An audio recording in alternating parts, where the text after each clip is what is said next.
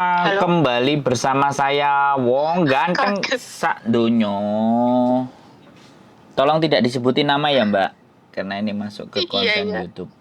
Gimana?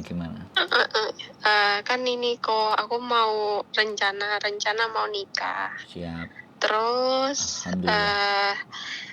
masalahnya akta cerainya itu usianya beda Hmm. sama paspor.